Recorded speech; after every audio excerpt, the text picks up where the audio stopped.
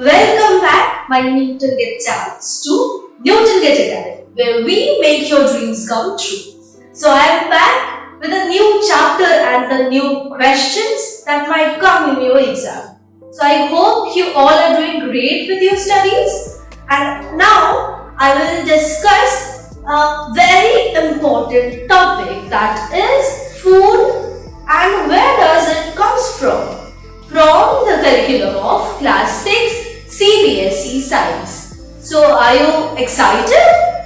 So let's dive deeper to the topic. All the living organisms in earth needs food for their growth, replenishment, replacement of cells, energy to do any work. So where does the food comes from? We get our food from different sources, like from plants and from animals also. So plants and animals both contribute in our daily life as foods. So let's get started with the questions, and I will answer you some questions that are important for the topic and for your exams also. So let's get started and get deeper into the topic. So my dear champs, this is the first question, and the question says why we must eat cooked food only. So let's get to know the answer. So cooked food is easily digested by our body, by our system. It is also important to cook food because it kills harmful germs in the food.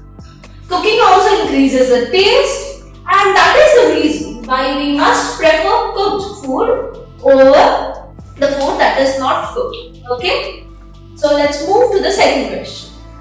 Now, the second question says, give some examples of food sources that are obtained from plants and animals respectively. So let us tabulate that what kind of food we get from plants and what kind of food we get from the animals. Okay? So here is the list of food that we get from plants and from animals. So food that we get from plants are like cereals, pulses, vegetables, fruit, sugar, oil, spices, tea, coffee, etc. And food that we get from animals are like meat, egg, milk products like cheese, ghee, butter, and honey, etc. Okay? Milk and milk products. So I hope this is easy to understand. Let's move to the third question. Okay, so this is the third question of our question answer series. The question says, why plants are the ultimate source of food, though we consume our food from the animals also. So the answer is very interesting. So let us know the answer. Okay. So here's the answer. Plants are called as the ultimate source of food because they are the producers. Because they can only convert the sun energy, the sunlight to food. So they are the producers. And the produced food is consumed then by the herbivores, the herbivore animals. And we get our food from these animals, so which are directly or indirectly dependent on the plants. So by this means, we are also dependent on the plants. So that's why the plants are the ultimate source of food, though we get the food from animals also. Okay? Got the answer? So let's move to the next question. So this is the fourth question of our series. The question says, which category of food is known as the energy-rich food? So let us know the answer. We already know that food gives us energy. So there are different kinds of different categories of food. So what category is the energy-rich food? We will know with this question. Okay?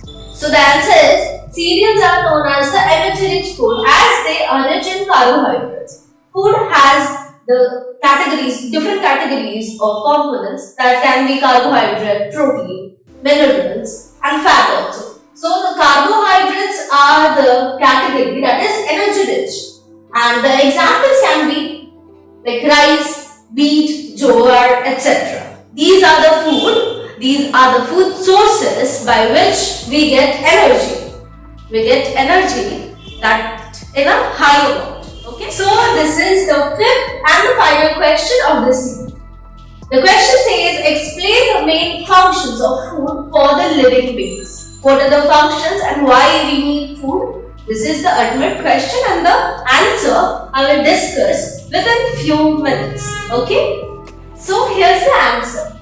The main function of food for living beings are, it provides us energy for doing all their life activities. Okay? It provides the materials for repair of damaged cells and also replaces the dead cells in our body. It provides materials that is needed for growth of an individual, keeps us healthy and enables us to fight against the deadly infection that might occur. I hope this answer was helpful for you. So ending the video with a promise that I will come back very soon with an interesting topic in the coming week. Okay? So till then, my student, keep practicing, keep learning and keep asking more questions that you have in your mind in the comment box. And if you like this video, please don't forget to like, share and subscribe with your friends